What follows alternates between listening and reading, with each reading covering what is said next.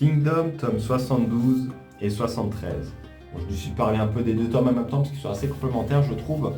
On est plutôt à la couverture du tome 73 en vrai. Le 72, on a quelques personnages qui apparaissent pas. On est du coup toujours dans la bataille contre Zhao, si je dis pas de bêtises, l'état de Kinsella qui affronte un peu l'état de Zhao, une bataille qui avait déjà un peu commencé avec certains personnages qui avaient fini emprisonnés, qui étaient un peu d'une importance capitale après la défaite de l'un des généraux, pas forcément spoil pour ceux qui lisent pas trop, qui ne sont pas encore forcément à jour. Donc la défaite d'un des généraux, donc c'est vraiment une bataille importante. On a un peu toujours tout le stratagème de Riboku qui essaie de se mettre en place, qui a éloigné Shin pour lui tendre un peu une embuscade pour qu'il ne se mette pas en travers de sa route pour essayer de piéger sa façon de combattre.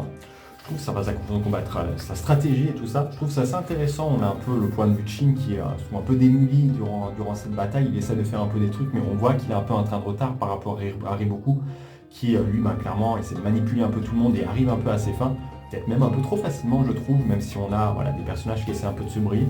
On est un peu moins dans les combats, je trouve, moins de trucs spectaculaires. Il y a toujours un peu des petites batailles. Je vais essayer de trouver peut-être une page là sur laquelle je suis tombé juste avant. On a toujours des petits combats qui sont assez intéressants avec des personnages qui se mettent un peu en valeur, plus des morts, pas mal de morts en vrai, et des morts assez importantes qui m'ont pas forcément marqué parce que c'est pas des personnages qu'on connaît depuis très très longtemps non plus.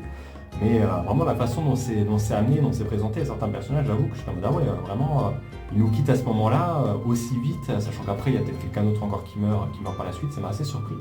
Mais ouais, sinon on a la défaite un peu, enfin la défaite, le grand truc qui se bouleverse aussi pour Oken, qui se retrouve un peu dos au mur et qui clairement l'état de kill maintenant est un peu devoir faire quelque chose si vraiment ils veulent essayer de se reprendre et réaliser l'objectif d'unifier toute la Chine. Je trouve en vrai le tome super intéressant et ça montre aussi un peu la stratégie que Riboku. Clairement il a juste s'est dit ouais mais là c'est con parce que depuis un moment il se dit il y a toujours l'unité Ishin, l'unité qui vient nous faire chier là, qui casse un peu nos plans. On va essayer de leur tendre un truc et vraiment juste se concentrer sur eux pour les mettre de côté et faire nos trucs de nos côtés et que ça fonctionne. Et on voit que ça a bien fonctionné dans ce tome, donc je trouve ça assez intéressant. Je pense que ça sera peut-être quelque chose qui sera développé à la suite en mode attention à ils ont épargné l'unité, mais est-ce que vraiment on se concentre que sur cette unité? Est-ce qu'on ne devrait pas créer d'autres unités et d'autres groupes? Ce qui se met j'ai l'impression un peu en place à la fin du tome aussi, avec la création d'un nouveau grade.